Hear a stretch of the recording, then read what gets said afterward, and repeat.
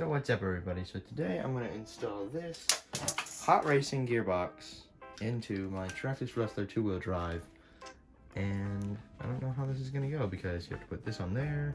There's a lot of extra spare parts that you have to install for some reason, and I don't exactly know where they go, so I'm going to figure it out and tell you where they go. So first I'm just going to take off the gearbox and then transfer all the stuff in, and then we'll start building the gearbox, so that'll be a time lapse. So here we go.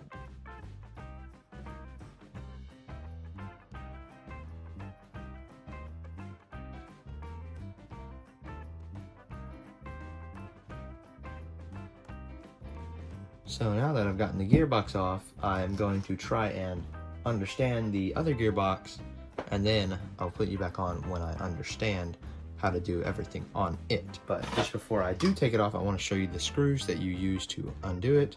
So it would be this one, this one, this one, this one, and this one. These three right here, you don't have to take those out. It's just this one, this one, this one, this one, this one. 5 screws. 5.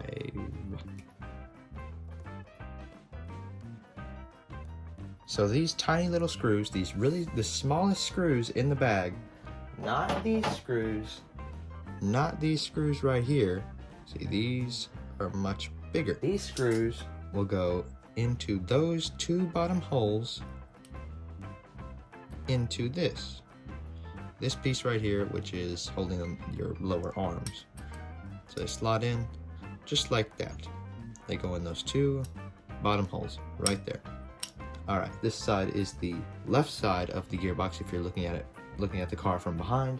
So you will grab the left one and put it on these 2 little slots. If you were looking above it, it would look like that. And when it's installed, if you're looking at it from above, it will look like this. So you want to have the L and the R down if you're looking at it from above. So what you do is you make sure you have it on the left and right side, and you just put these 2 screws in this side, 2 screws on the other side, and Loctite them with blue Loctite.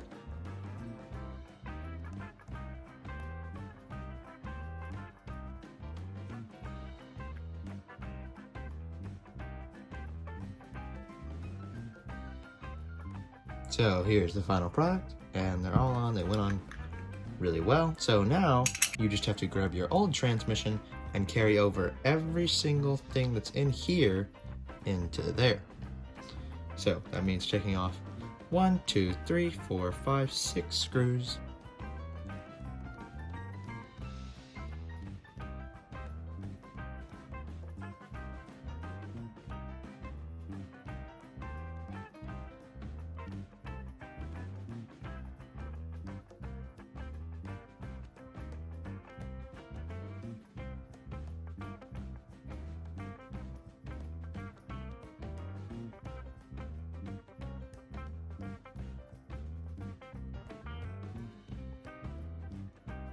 So maybe if you paid a little bit of attention to the time lapse, I had no problems at all.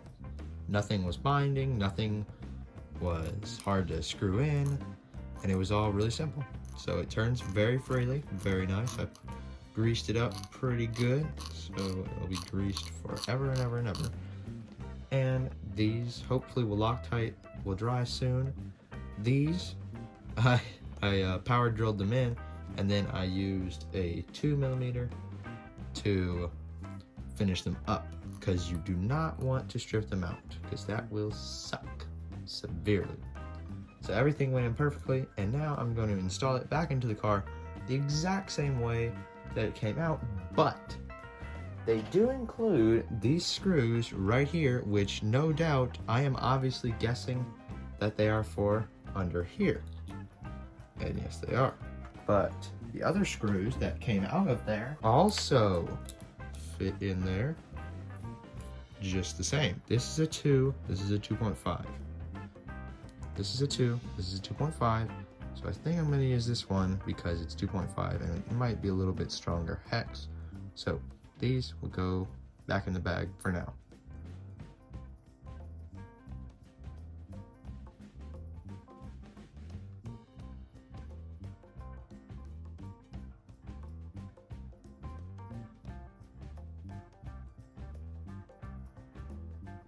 So we're good. It works perfectly. The differential is working.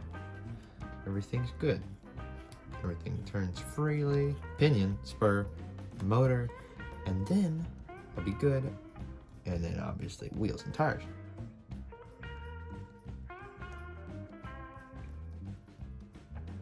So I got all that back on, and in the process I actually stripped my driver out. That little silver piece you see right there is actually part of my 1.5mm driver, and that kind of went bye-bye.